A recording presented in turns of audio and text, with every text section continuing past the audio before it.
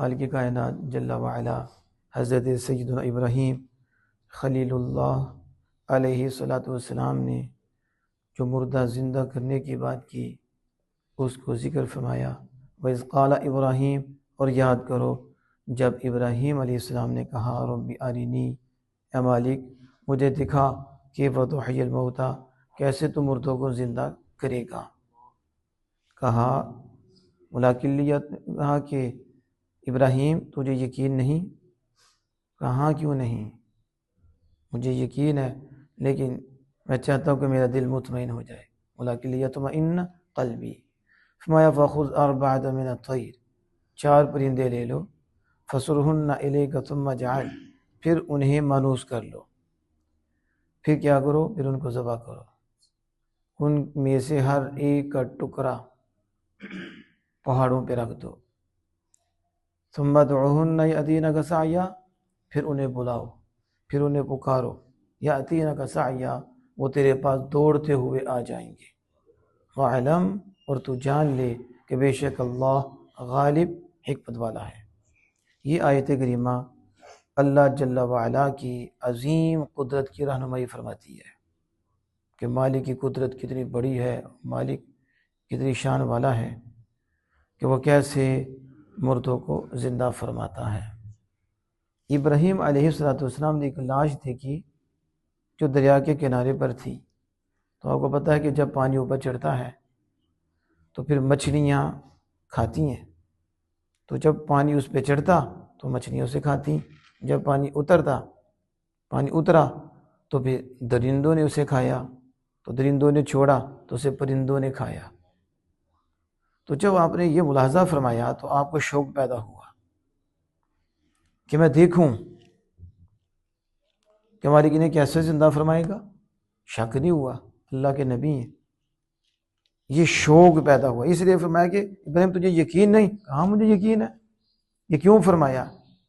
اس سوال اس لیے تھا کہ ابراہیم علیہ السلام کو شک نہیں ہے، وہ ایک شوق اور اشتیاق پیدا ہوا کہ جو مچھلیوں کے پیٹوں میں چلے گئے ہیں اور پھر درندے ہیں ان کے اندر چلے گئے ہیں، ان کے اندر چلا گیا، اور پرندوں کے پوٹوں میں جو چلا گیا، اب میں دیکھوں کہ مالک کیسے اسے زندہ فرماتا ہے۔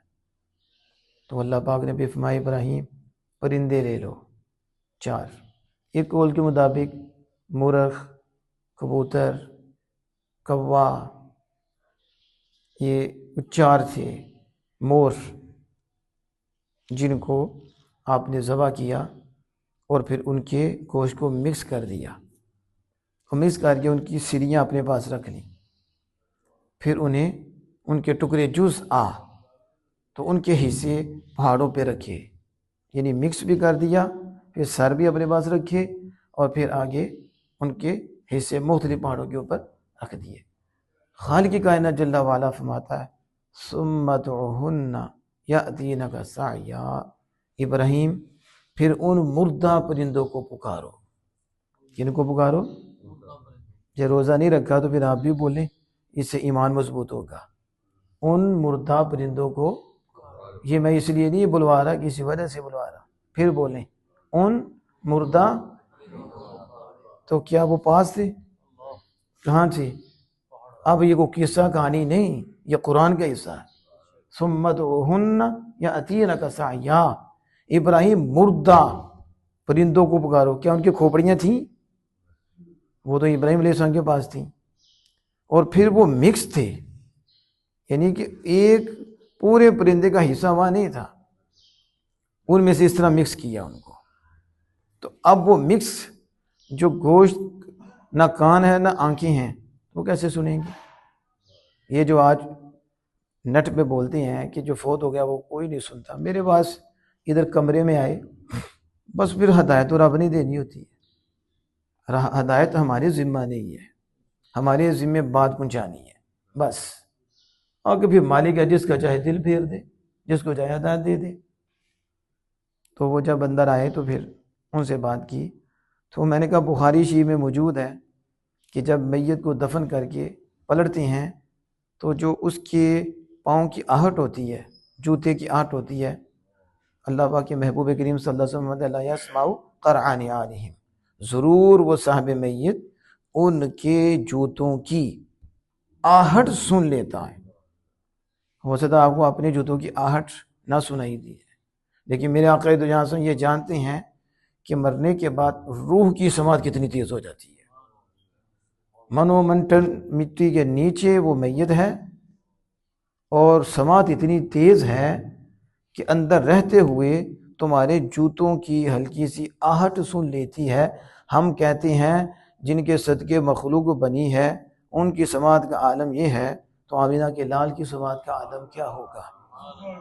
یہ ہم انک لا تسمع الموتى ولا تسمع ثم دعا کہ تم مردوں کو نہیں سنا سکتے، تو کہا دیکھو اللہ نے فرمایا کہ مردوں کو نہیں سنا سکتے۔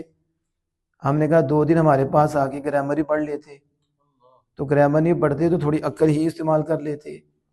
تو اس میں کا مطلب کیا ہے؟ سنانا، اس کا مطلب وہ سنتے ہیں، اس لیے میں نہ سنائیں۔ تو اگر وہ سنتے ہی نہیں تو سنانا کیا اس کو؟ اب مجھے بتائیں نا، جب سامنے پتھر پڑا ہے جو سنتا ہی نہیں تو میں نے اس کو کیا سنانا ہے؟ تو میرے سنانے کو کوئی فائدہ ہوگا اس پتھر کو؟ تو اللہ پاک فرماتا ہے تسمی اسما یسمی اسما۔ یہ علامہ متصل بیٹھے پوچھے نا اسما کا مطلب کیا ہے؟ سنانا کہ سننا؟ یہ سامع اسما سماع نہیں ہے، سمعن نہیں ہے کہ سننا، یہاں سنانا۔ تو سنانا تو اسے سنایا جاتا ہے جو سنتا ہے، اور منع بھی اس لیے کیا جاتا ہے کہ وہ سنتا ہے۔ اگر وہ سن نہیں سکتا تو رب نے کیوں منع فرمایا؟ انک لا تسمع الموتى، محبوب آپ مردوں کو نہیں سنا سکتے۔ یہ مردے کون سے تھے؟ یہ چلتے پھرتے کافر تھے، لیکن انہیں غداری مصطفیٰ میں چلتے پھرنے کے باوجود بھی زندہ نہیں رہنے دیا، وہاں ٹوٹے ہو گیا حضرت سید الشہداء میرے حمزہ کے۔ تو اللہ پاک ہمارا مردہ نہ کہنا یہ زندہ ہے، کیونکہ وفائے مصطفیٰ نے انہیں مرنے کے بعد بھی مرنے نہیں دیا۔ تو تسمی سنانا ہے، اور سنایا اسے جاتا ہے جو سنتا ہے۔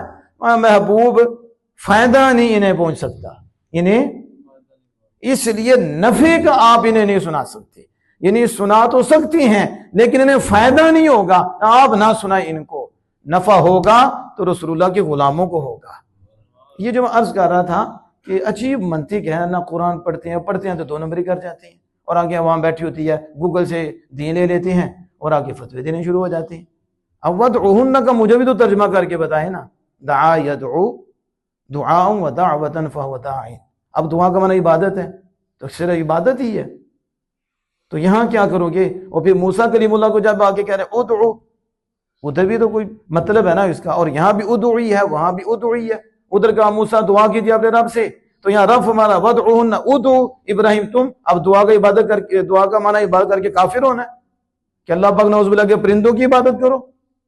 تو ہر جگہ معنی عبادت نہیں ہوتا، معنی پکارنا بھی ہوتا ہے۔ انہوں نے کہا غیر اللہ کو پکارا، شرک ہو گیا۔ یہ ایسا یتیم مذہب ہے کہ اس کی بنیاد دیکھو کہ غیر اللہ کو پکارا تو کیا ہوا؟ شرک۔ تو یہ پرندے کون تھے؟ وہ بھی مردہ تھے، زندہ بھی نہیں، مردہ، کھوپڑیاں پاس ہیں، اور اللہ فرماتا ادعوہن، ان مردہ پرندوں کو پکارو۔ پتہ چلا مذہب حق ساری دنیا میں اگر آپ قرآن و حدیث کی روشنی میں دیکھو گے تو صرف اہل سنت و جماعت۔ وَدْعُوهُنَّ يَأْتِينَكَ سَعْيًا، رسول اللہ کو پکارا شرک ہو گیا، اولیاء کو پکارا شرک ہو گیا۔ تو ہم نے کہا مسجد میں کھڑے ہو کے کہتے ہو حی علی الصلاۃ، پوچھو علماء صاحب کو کیا ترجمہ ہے اس کا؟ حی اس میں فعل ہے کہ نہیں؟ امر کا معنی دیتا ہے کہ نہیں؟ آؤ نماز کی طرف، تو پکارا کس کو جا رہا ہے؟ تو یہ جو حی علی الصلاۃ رکھے اس کا کیا بنے گا؟ وَنَادَى أَصْحَابُ الْجَنَّةِ أَصْحَابَ النَّارِ، جنتی جہنمیوں کو پکاریں گے۔ تو جہنم کہاں ہے، جنت کہاں ہے؟ تو یہ شرکوں کا پکارنا کتنی دوری سے، جنت والے ان کو پکاریں گے، تو یہ اللہ پاک فرما رہا ہے وہ ان کو پکاریں گے۔ تو انہوں نے کہا جی غیر اللہ کو پکارا، شرک ہو گیا۔ تو ہم نے کہا پھر تمہارا مذہب تو بچا ہی نہیں، تمہاری تو بیس ہی خراب ہو گئی، یہ تو قرآن سے بھی ٹکرا گئی، بلکہ قرآن پہ بھی شرک کا فتویٰ لگ گیا، وَدْعُوهُنَّ يَأْتِينَكَ سَعْيًا، ایک مقام نہیں ہے یہاں، انہیں پکارو۔ اب وہ دور ہیں اور ابراہیم علیہ السلام کو حکم ہو رہا ہے انہیں پکارو، تو پتہ چلا دور سے پکارنا یہ بھی کوئی نجائز و حرام اور شرک نہیں ہے۔ اگر پکارنا شرک ہوتا دور سے تو پھر رب کیوں فرماتا ان پرندوں، ان مردوں کو پکارو؟ اور جب ان کے کان نہیں ہیں تو وہ سن رہے ہیں. وہ تو کیا خیال ہے اللہ کے نبی کے بارے میں، انبیاء کے بارے میں، اولیاء کے بارے میں؟ اصل میں سنتی روح ہے. کیا سنتی ہے؟ روح سنتی ہے. تو وہ رب جسے چاہے وہ سنا سکتا ہے. وہ مردہ گوشت کو سنا سکتا ہے، تو جن کے دل بھی ہیں اللہ پاک انہیں بھی سنا سکتا ہے. اب یہاں آخری بات کری، میں بات کو کمپلیٹ کرتا ہوں. رب چاہتا تو ایسے نہ زندہ فرما دیتا. تو ابراہیم علیہ السلام کو کیوں فرمایا کہ آپ پکارو، بس انہیں ذبح کر دو، انہیں مکس کر دو، پھر دیکھو کیسا زندہ ہوتے ہیں. رب کے ہاں کیا مسئلہ ہے؟ رب تو ارادہ کرے تو اس سے وہ چیز ہو جاتی ہے. اس کو تو کسی چیز کی ضرورت نہیں. یعنی بس آسمان زمین کیسے بن گیا؟ مالک ہے، جو چاہے جب چاہے ہو جاتا. اذا اراد شیئا ان یقول له کن فیکون، جب وہ ارادہ فرماتا ہے تو مصیبت ہو جاتا ہے. یہ تو یکون لفظ ہے، تو لفظ ہم استعمال کرتے ہیں، اصل یہ کہ وہ ہو جاتا ہے، بس اس کے لیے لفظ نہیں ہے، ہو جاتا ہے. اب یہاں ابراہیم علیہ السلام کو کیوں فرمایا کہ تم انہیں پکارو؟ یہ اللہ پاک بتانا چاہتا ہے کہ جو ہمارے یار ہو جاتے ہیں ہم ان کی شانیں دکھاتے ہیں، جب وہ پکارتے ہیں وسیلہ ان کا ہوتا ہے، جان ہم ڈال دیتے ہیں. یہی ہم کہتے ہیں پیدا وہی کرتا ہے، دیتا وہی ہے، لیکن ذریعہ اپنے یاروں کو بناتا ہے اور اپنے یاروں کی شان دکھاتا ہے. ڈائریکٹ کر سکتا تھا تو اس نے اس کے اندر حیات کا اثر پیدا کیا ہے. کس کے اندر؟ حضرت ابراہیم علیہ السلام کی آواز کے اندر. جب آواز آئی وہ کھڑے ہو گئے، دوڑے، اور دوڑتے ہوئے حضرت ابراہیم علیہ السلام کے پاس آئے تو ہر ایک اپنی کھوپڑی کے ساتھ جڑ گیا. یاتینک سعیا. تو یہ ہے اللہ عز و جل کا لارب قرآن اور اللہ کے نبی ابراہیم علیہ السلام کی شان، اور اللہ کی بہت بڑی شان کہ وہ یوں مردوں کو زندہ فرمائے گا جیسے انہیں گوشت مکس ہوئے ہیں، سب کو زندہ فرما دیا ہے اور وہ اپنی اصلی حالت پہ آ گئے ہیں. وَاعْلَمْ أَنَّ اللَّهَ عَزِيزٌ حَكِيمٌ. تو جان لے بے شک اللہ غالب حکمت والا ہے.